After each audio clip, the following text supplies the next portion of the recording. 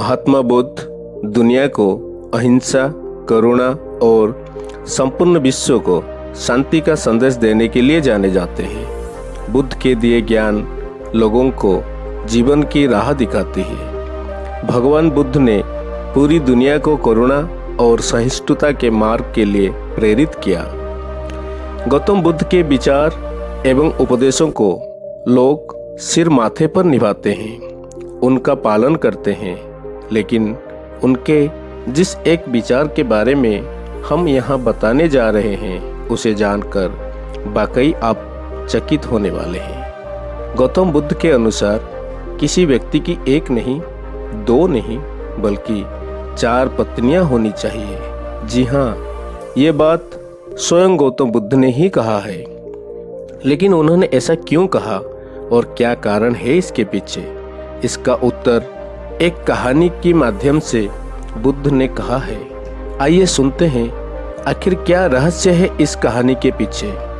दोस्तों, इससे पहले कि आप कहानी में खो जाएं, कृपया आप मेरे वीडियो को लाइक और मेरे चैनल को सब्सक्राइब जरूर कर देना, ताकि आगे नया मोटिवेशनल और नॉलेजेबल वीडियो बनाकर आपको सुना सकें। एक आदमी की 4 पत्नियां थीं। प्राचीन भारत की सामाजिक व्यवस्था ऐसी थी जहां एक पुरुष कई पत्नियां रख सकता था। समय बीतने पर वह व्यक्ति बीमार पड़ गया और उसे अपनी मौत करीब दिखने लगी। जीवन के अंत में वो बहुत अकेलापन महसूस करने लगा। उसने अपनी पहली पत्नी को बुलाया और उसे अपने साथ दूसरी दुनिया में चलने के लिए कहा। व्यक्ति ने कहा, मेरी प्यारी पत्नी, मैंने तुम्हें दिन रात प्यार किया, जीवन भर तुम्हारा ख्याल रखा।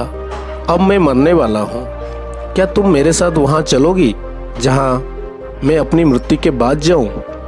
उसे उम्मीद थी कि उसकी पहली पत्नी का जवाब हाँ ही होगा, लेकिन उसने जवाब दिया, मेरे प्यारे पति, मुझे पता है कि आप हमेशा मुझसे प्यार करते थे और जो अब आपका अंत करीब है, ऐसे में अब आपसे अलग होने का समय आ गया है। ये कहकर पहली पत्नी ने अपनी पति से विदा लिया। इसके बाद बीमार पुरुष ने अपनी दूसरी पत्नी को बिस्तर के पास बुलाया और मौत के बाद के सफ़र पर साथ चलने की विनती की। उसने कहा, मेरी प्यारी दूसरी पत्नी, तुम जानती हो कि मैंने तुम्हें कितना प्यार किया है। कभी कभी मुझे डर लगता था कि तुम मुझे कहीं छोड़ न दोगी, लेकिन मैंने तुम्हें मजबूती से थामे रखा। मेरे प्रिय, मेरे साथ दूसरी सफ़र पर चलो। दूसरी पत्नी ने जवाब दिया, प्रिय पति, आपकी पहली पत्नी ने आपकी मृत्यु के बाद आपका साथ देने से इनकार कर दिया, तो फिर मैं भला आपके साथ कैसे जा सकती हूँ? आपने मुझे केवल अपने स्वार्थ के लिए ही प्यार किया है। मृत्युशैया पर लेटे हुए पुरुष ने अपनी तीसरी पत्नी को बुलाया और उसे भी अपने साथ चलने को कहा। तीसरी पत्नी ने आंखों में आंसू भरकर उत्तर दिया, मेरे प्रिय, मुझे आप पर दया आ रही है और अपने लिए दुख हो रहा है, इसलिए मैं अंतिम संस्कार तक आपके साथ रहूंगी। इस तरह तीसरी पत्नी ने भी उसके साथ चलने से इनकार कर दिया। जब तीनों पत्नियों ने उसकी मृत्यु के बाद उसका अनुसरण करने से इनकार कर दिया, तब उसे याद आया कि उसकी एक और पत्नी है, उसकी चौथी पत्नी, जिसकी उसने ज़्यादा परवाह नहीं की थी। चौथी पत्नी के साथ उसने हमेशा एक दासी की तरह व्यवहार किया था और हमेशा उसे धुतकारा था। पुरुष ने सोचा कि अगर वो अब उससे अंतिम सफ़र पर साथ चलने को कहता है तो वो निश्चित रूप से मना कर देगी, लेकिन वो इतना ज़्यादा डरा हुआ था और अकेलापन महसूस कर रहा था कि उसने अपनी चौथी पत्नी से भी दूसरी दुनिया में साथ चलने की गुजारिश की। चौथी पत्नी ने अपने पति के अनुरोध को तुरंत स्वीकार कर लिया। पति के अनुरोध करने पर चौथी पत्नी ने कहा, मेरे प्यारे पति, मैं तुम्हारे साथ जरूर जाऊंगी, कुछ भी हो, मैं हमेशा आपके साथ रहने के लिए दृढ़ संकल्पित हूँ। मैं आपसे कभी अलग नहीं हो सकती। ये कहानी है एक आदमी और उसकी 4 पत्नियों की। गौतम बुद्ध ने अपनी कहानी समाप्त करते हुए कहा, प्रत्येक पुरुष और महिला की 4 पत्नियां या पति होते हैं और हर एक का खास मतलब होता है। पहली पत्नी या साथी हमारा शरीर होता है, जिसे हम दिन रात प्यार करते हैं। सुबह के समय हम अपना चेहरा धोते हैं, कपड़े और जूते पहनते हैं, हम अपने शरीर को भोजन देते हैं, हम पहली पत्नी की तरह अपने शरीर का ख्याल रखते हैं, लेकिन दुर्भाग्य से जीवन के अंत में शरीर यानी पहली पत्नी हमें अगली दुनिया में नहीं ले जा सकती है। बुद्ध ने कहा, जब अंतिम सांस हमारे शरीर को छोड़ती है तो चेहरे का रंग बदल जाता है और हम अपने उज्जवल जीवन को खोने लगते हैं। हमारे प्रियजन इकट्ठा होकर विलाप कर सकते हैं, लेकिन इसका कोई फायदा नहीं होता है।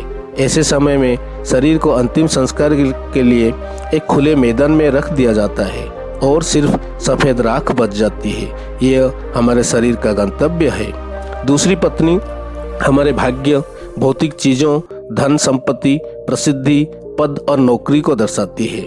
हम इन सभी भौतिक चीज़ों से काफ़ी जुड़ाव महसूस करते हैं, जिसे पाने के लिए हमने कड़ी मेहनत की है। हम इन चीज़ों को खोने से डरते हैं और बहुत कुछ पाने की इच्छा रखते हैं, लेकिन इनकी कोई सीमा नहीं है। जीवन के अंत में ये चीज़ें मृत्यु तक हमारा पीछा नहीं कर सकती। हमारे भाग्य ने जो भी इकट्ठा किया है उसे हमें छोड़ना ही होगा। हम इस दुनिया में खाली हाथ आए हैं और मृत्यु के समय भी हमारे हाथ खाली होते हैं। हम अपनी मृत्यु के बाद अपना भाग्य पकड़कर नहीं रख सकते। जैसे दूसरी पत्नी ने अपनी पत्नी से कहा था, तुमने अपने अहंकार और स्वार्थ के लिए सिर्फ मुझे अपना साथ रखा और अब अलविदा करने का समय आ गया है। बुद्ध कहते हैं कि तीसरी पत्नी का अर्थ यहाँ हमारे नाते रिश्तेदारों से है। यह हमारे माता पिता, बहन और भाई, सभी रिश्तेदारों, दोस्तों और समाज की तरह है। वो आंखों में आंसू लिए हमारे साथ स्मशान घाट तक ही आ सकते हैं। वो हमारे लिए दुखी और उदास रहते हैं। इसलिए हम अपने शरीर, भाग्य और समाज पर निर्भर नहीं रह सकते। हम अकेले आते हैं और अकेले ही इस दुनिया से जाते हैं। मृत्यु के बाद कोई हमारा साथ नहीं दे सकता। चौथी पत्नी का क्या मतलब है? बुद्ध ने कहा, चौथी पत्नी हमारा मन या चेतना है। जब हम गहराई से ये पहचान जाते हैं कि हमारा मन क्रोध, लालच और असंतोष से भरा हुआ है, तो हम अपने जीवन को अच्छी नजरिए से देख पाते हैं। क्रोध, लोभ और असंतोष कर्म के नियम है। हम अपने कर्म से कभी पीछा नहीं छुड़ा सकते हैं। जैसा कि चौथी पत्नी ने अपने मरते हुए पति से कहा था, तुम यहाँ भी जाओगे, मैं तुम्हारे साथ चलूंगी।